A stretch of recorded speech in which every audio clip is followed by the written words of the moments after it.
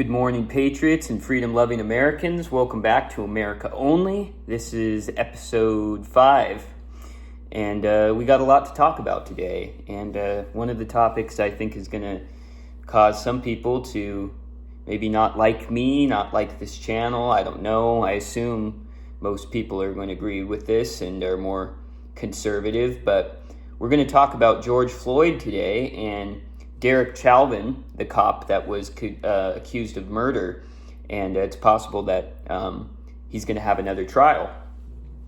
But before we get into that, I'd like to talk about a couple other things. Number one, Trump was in the White House today, and he was talking about potentially abolishing the income tax.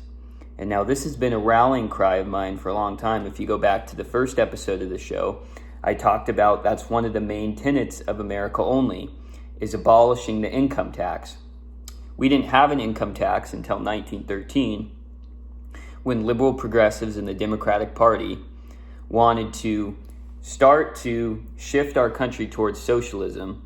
And in the Communist Manifesto, installing a Federal Reserve, or a central bank actually, and an income tax are the first two steps that a country can take to move towards communism. And the income tax is socialistic in nature because it taxes the highest earners. It takes the most from them. And I'm not talking about the top 1%. Seems like the top 1%, we'll get into this in another video, find loopholes and they don't pay enough of their fair share of taxes. But most successful, let's say if you live in a small town, the richest people in that neighborhood, the most successful people, they're paying the most in income tax, while the people that make the least are paying the least in income tax. I think the lowest bracket right now is 10% for the lowest income earners. So since I'm 18, I go to work, I make minimum wage, I get 10% of my paycheck given to the government for federal income tax. Now, the top income bracket, they take 37% of that person's paycheck and give it to the government. So I understand where people come from. It's like the rich can afford to give more of their income away than the poor. And that's true. But it's really punishing success. And it's contrary to human nature. To take the most from the ones who achieve, to put those people down, I think is fundamentally wrong. And it's been proposed that we have a flat tax, so everybody gets the same amount of their income and percent taken out. And I was pro that for a while, and then I realized we don't even need an income tax at all. What an income tax was an excuse for was for the government to ramp up revenue so they could spend more and create new programs. The government loves to spend. And we didn't have an income tax until 1913. Before that, all revenue came from tariffs. And I'm sure most of you know what tariffs are, but just in case, it's not when another country pays us, but a bunch of businesses in the U.S. import things that were made in other countries. And a tariff forces them to pay a tax when they take in goods made from other countries. So the idea is it gets revenue to the government, and it also protects American goods, because then foreign goods, because they're taxed, become more expensive. It becomes harder to sell foreign goods in the U.S. Now, this has the byproduct of making things more expensive, because there's going to be a little bit less goods coming in. And that is what free traders say, is that it's better for consumers to have free trade, which is true.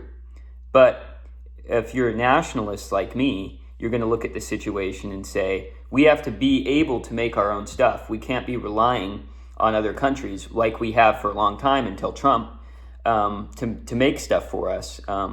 Tariffs, we had super high tariffs from the beginning of the United States all the way up to World War II. And that was one of the reasons that we were able to fight that war, because we were able to make our own food and our own airplanes and our own weapons and all this kind of stuff. And that's really important. And the Constitution gives us that ability for a reason. It's to give revenue to the government, while also it's protecting American industries and keeping us self-sufficient. The founders, the early United States preferred tariffs to any type of tax on the people, 100%. And what I mean by tax on the people is, sales tax or tax on whiskey, tax on stamps, any of the taxes that they had in the United States before the income tax that weren't tariffs. And it was so much better. And I see a lot of people saying, oh, you're anti-free market if you're pro-tariffs, because it's not letting the market decide where the allocation of goods go, because it's punishing foreign companies when they can provide things cheaper. That's true, but the government has to get revenue somehow. There are some things the government has to do: defense spending on the border, and taxing citizens straight up is the same way. That's also hurts the market, because it's taking money that citizens would have spent on something else. So tariffs are just a better form of taxation. Yes, they still hurt. They still hurt to pay, and they hurt consumers in forms of a little bit higher prices. It's not exponentially higher. It's not like Biden's inflation in 2021 and 2022. And it has this byproduct of protecting industry. And almost all of our government revenue, because taxes were so unpopular, was based on tariffs all the way up to 1913. And we had everything we needed. The U.S. government mostly just spent it on defense, big military, and the border, making sure immigrants weren't pouring in. The states did all the rest, and a lot of it was done by the people. They say, oh, we need higher taxes for schools. We need higher taxes for roads and bridges. It's a lot more efficient. Things get done faster, and they're better when you leave it up to private enterprise to do it. And it's not worth it. They want to make you think it's worth taxing you to death to spend on these programs that we had, all of them, before the income tax. And then there was this concerted effort to make the U.S. into a socialist country after the Communist Manifesto came out. And what they started doing is they started, the people that were proponents of socialism in the U.S. Started riling people up, creating tensions between the rich and the poor. Look at all this income inequality. Folks, inequality in income is natural. There are people that are useful and people that are less useful. And that's true. And whatever you say, I know the left goes crazy about this, but that's the case. And I think it's evil when shit stirs and people in the government come to the poor and say, you deserve more. These people are taking from you, and these people are robbing you. They call them robber barons, the richest, the top people in the country at that time.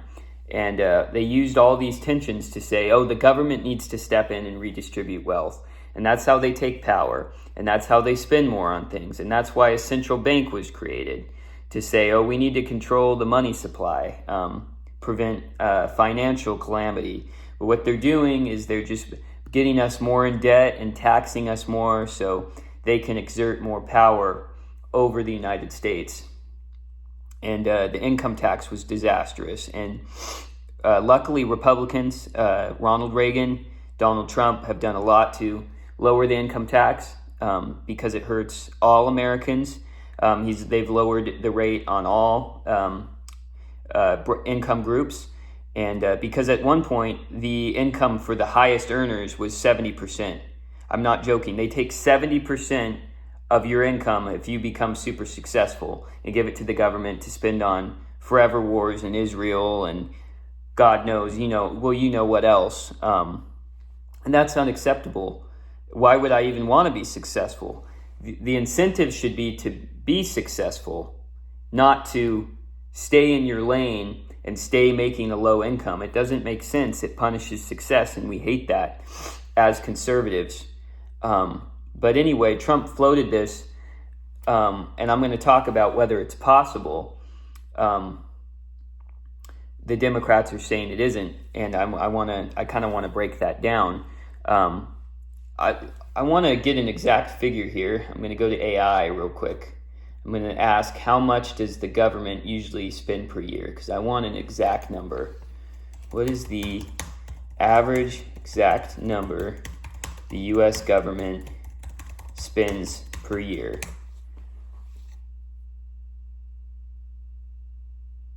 Roughly 6.5 to 7 trillion per year. All right, now let's ask, how about in the year 1900, what did the U.S. government on average spend per year adjusted for inflation?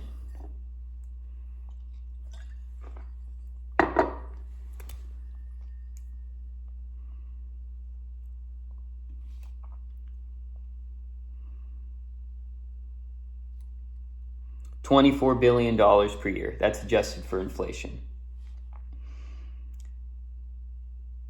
That's crazy. We had a functioning country, better off country, a more financially successful country that spent $24 billion per year. And now we spend 6.5 to 7 trillion per year, and we are becoming a shithole. This is the problem. Trump is going to bring in around $200 billion in tariffs per year. That would have been way over what they needed in the 1880s, 1890s, early 1900s.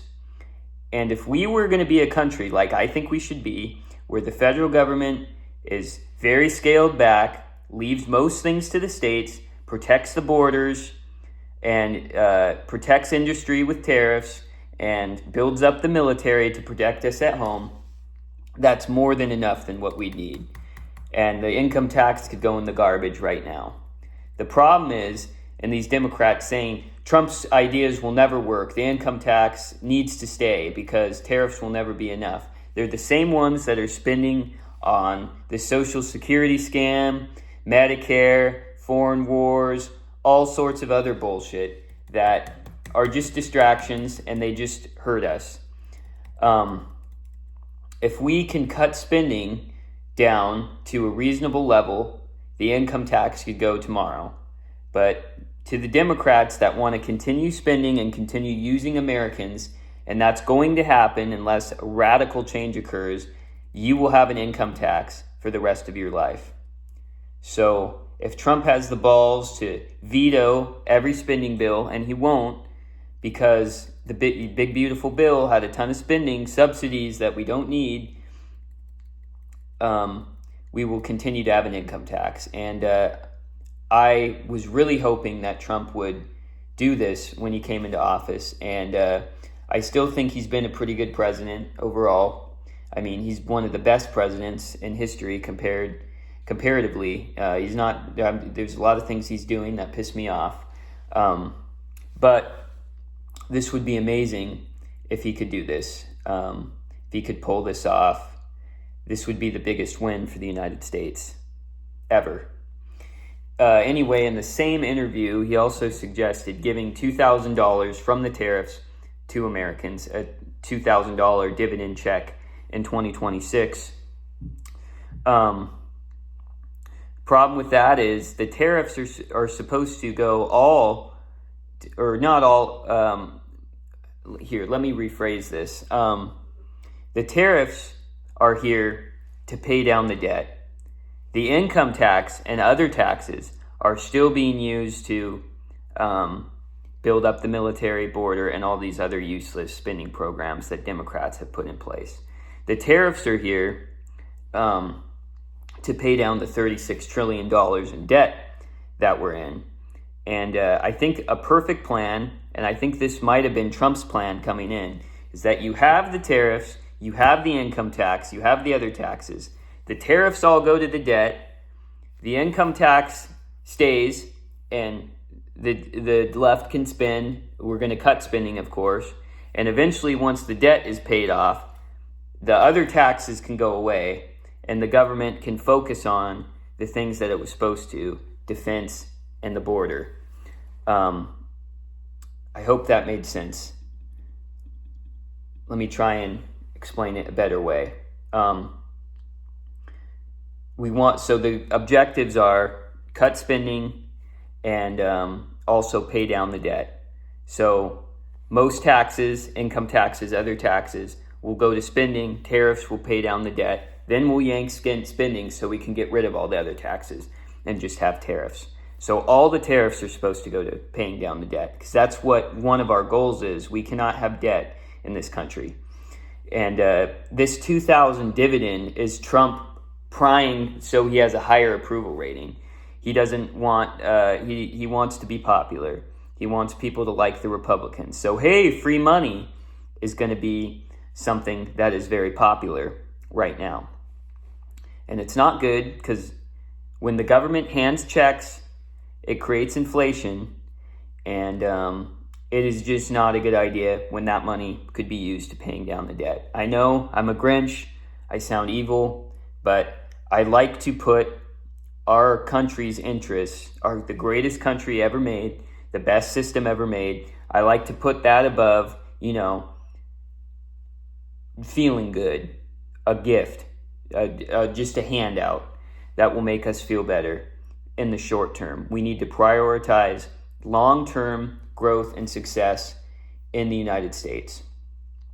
Other news, we arrested another Afghan terror suspect that Biden let into this country unvetted after the disastrous withdrawal from Afghanistan.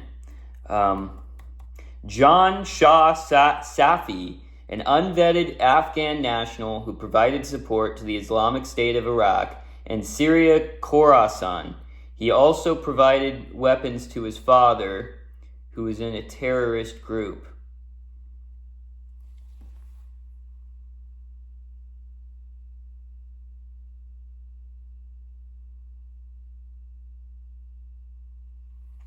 Do you realize how crazy this is? Afghanistan, a country known for terrorism.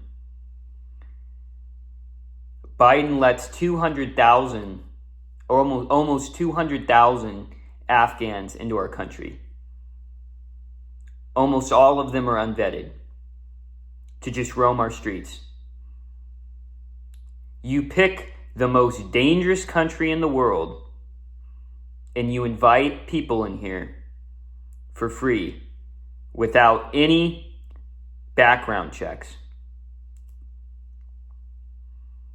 Do you really think the Democrats care about you?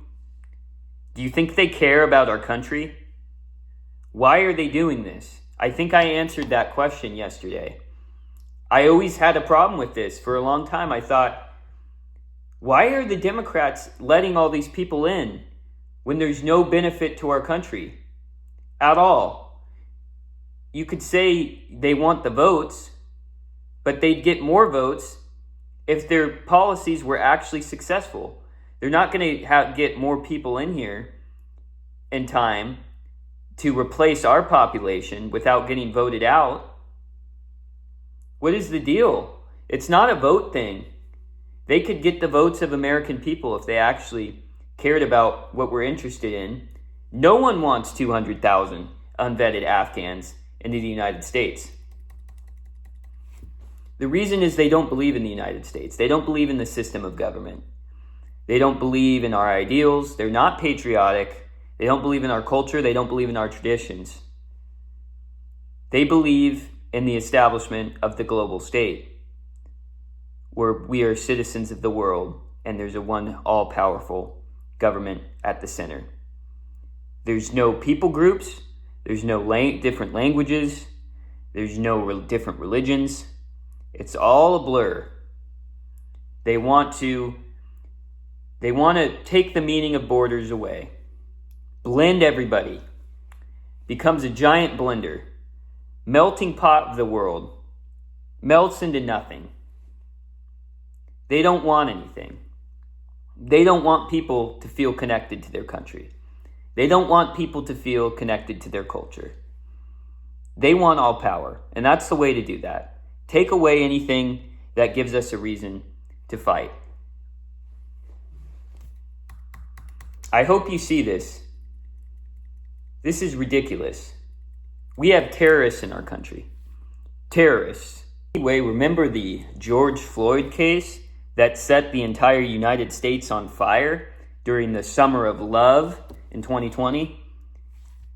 Riots that killed many, burned buildings over a murder of an innocent man. Well, attorney Greg Joseph is trying to obtain a new trial for Derek Chauvin, the cop that murdered George Floyd, because the trial was a mockery. It was a complete mockery. It was held during the middle of the BLM riots. It was held during the height of tensions, 2021, this Democrat wave of crazy bullshit. People were silenced that had any other ideas about the trial. And now that Trump's in office, people are getting more conservative. People are waking up and smelling the coffee. Things are coming to the surface. One of those is 50 former and current officers provided sworn declarations stating the technique used by Derek Chauvin was part of the Minneapolis Police Department training manual. And to get receipts, I brought it up right here. 1 second.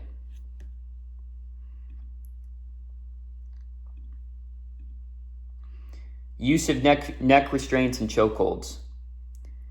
Chokehold, which here we go, neck restraint. Non-deadly force option. Defined as compressing one or both sides of a person's neck with an arm or leg without applying direct pressure to the trachea or airway. That's the front of the neck. Only sworn employees who have received training from the MPD training unit are authorized to use neck restraints. And there's two types, a conscious neck restraint and an unconscious neck restraint. The conscious neck restraint, the subject is placed in a neck restraint with intent to control and not to render the subject unconscious by only applying light to moderate pressure. And this is used, the conscious neck restraint may be used against a subject who is actively resisting what George Floyd was doing. When you watch the video, you realize there's like 15 minutes before they can even arrest him. They can't even get him out of the car. He wants to go on the ground.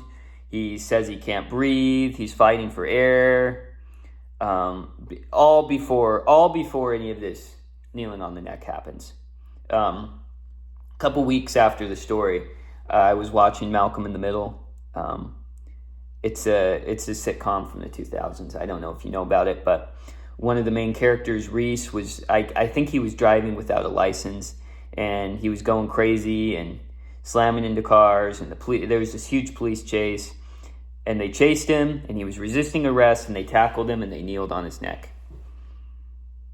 Just like Derek Chauvin did to George Floyd. It didn't kill him, because that was considered normal. Also, Derek Chauvin and John Pope, this was in September 2017. There was a young guy that was accused of assaulting his mother. He was resisting arrest. From everything I know, I guess Chauvin was a little brutal with him. But he kneeled on this boy's neck for 15 minutes. And the liberals are saying, see, he's violent. What they're missing is that he did the exact same thing to this kid than he did to George Floyd, yet this kid didn't die. This kid didn't die. And he wasn't in critical condition either. And I'm going to look this up. Look at the weight difference here. What was the weight of George Floyd? 223 pounds. Derek Chauvin, weight, hold on. 140 pounds. This just, really? 140-pound man kneeling on the neck of a 223-pound man. That's freaking out. They're calling ambulances. They're getting medical help. It's on the way. He's obviously not trying to murder him. Why would he do that? There's suspects. There's witnesses around watching this case unfold. It doesn't make sense. This guy was saying he couldn't breathe before any of this happened. This was a mockery of a trial. Absolute mockery of a trial. This is literally in the police manual. And it's in most police manuals, actually. Dr. Dunn, an attorney and physician, says that Floyd's death was not a homicide. He died suddenly while resisting arrest because he had a heart attack. He had bad heart problems, and he compares it to a man having a heart attack shoveling snow, exerting himself. George Floyd was high, very high on drugs. You can see in the video. He's not making sense. He's freaking out. He's probably hallucinating. And all this about getting arrested, the counterfeit money, he's exerting himself and he's freaking out and he's struggling for air because of this drug overdose.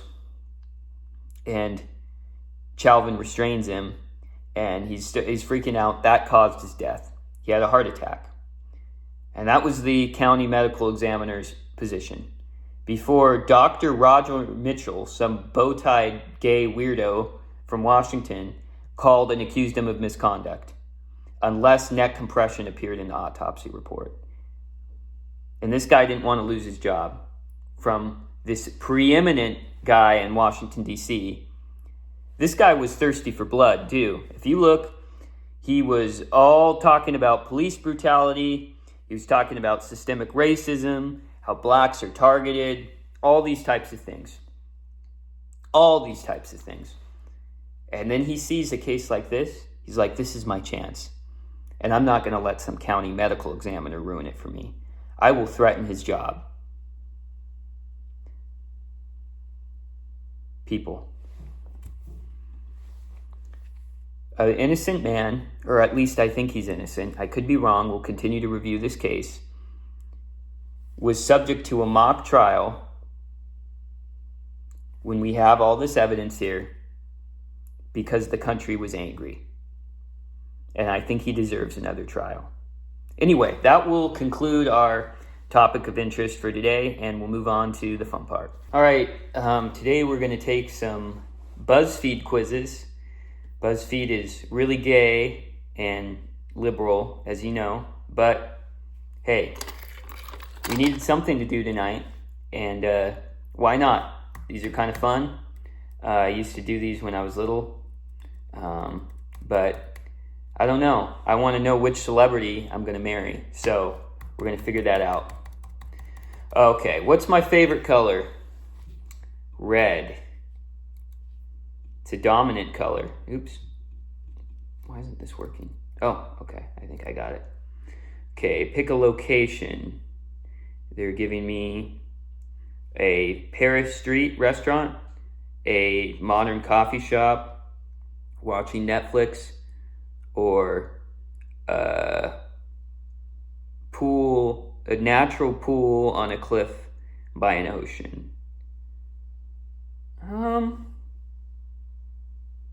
I don't really like any of these. I'm going to say watching Netflix because I'm not a big traveler. What gift would I like to receive from my partner? Food photographer, sweatshirt, flowers, or dinner? Okay, I don't care about any of this, but if my wife doesn't make dinner, that's going to be a big no. So definitely dinner. Pick an outfit. Okay, sunglasses, jean jacket. This is also Metro, dude. I don't know. I guess jean jacket. I guess that's kind of manly. What shoes would I wear? I wouldn't have taken this test if I knew it was going to be so gay. Go with Converse. It's the only shoes in here that I'd wear. That gave me heels, some weird black slick boots, and Vans. I'll wear Converse when I'm doing work outside, Pick a landscape. Open road, forest, ice tundra, country road. Country road.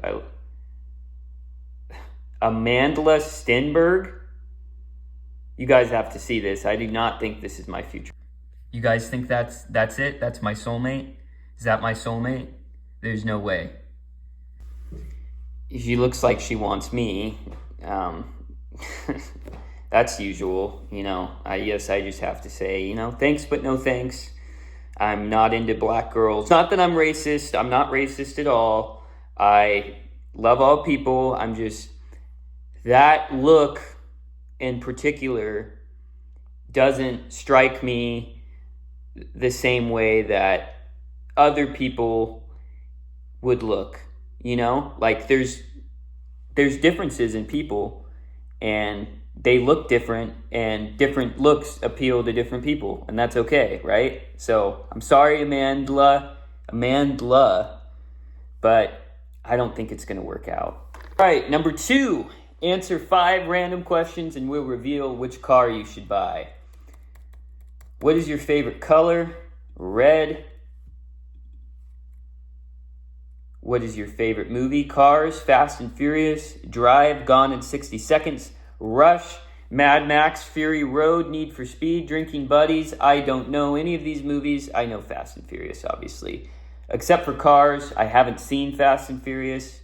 I don't watch that much movies, but Cars is amazing. That's a fucking certified banger of a movie. Favorite song? Highway to Hell, AC/DC. Fast Car by Jonas Blue. Fast Lane by Bad Meets Evil. Cheers, Drink to That by Rihanna. Drunk in Love by Beyonce. Swimming Pools Drank by Kendrick Lamar. Red Red Wine by UB40. Headlights on Dark Roads. I don't know any of these songs except for Highway to Hell. I like that song. As I've gotten more religious, though, I realize that a lot of the content in this song is problematic, and I don't recommend Christians listen to it, but since it's the only song I know and I used to like it, I'll give that the benefit of the doubt. Was your typical Friday night? Clubbing? Definitely not. Going out for dinner? Maybe. Board games? Sleeping through the entire weekend? Chilling at a friend's house? Hanging at a bar? Netflix and chilling? Binge watching Netflix shows? Looking at memes in bed? I'm going to go with a friend's house, especially in December. Watching Christmas movies with the boys. Yes, that is it.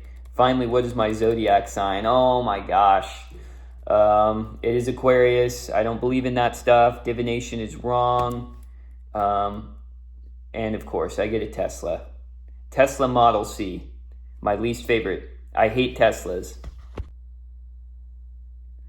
Where these quizzes think like I'm some like gay metrosexual fashion designer in upstate New York or so. I am baffled at this. I thought I was going to get something cool. I guess I'm not manly. I guess this is really sad. Anyway, thanks for watching. We'll catch you tomorrow. I have an interview lined up, and I think my viewers are going to like it. So thank you. Subscribe to America Only, and we'll see you tomorrow.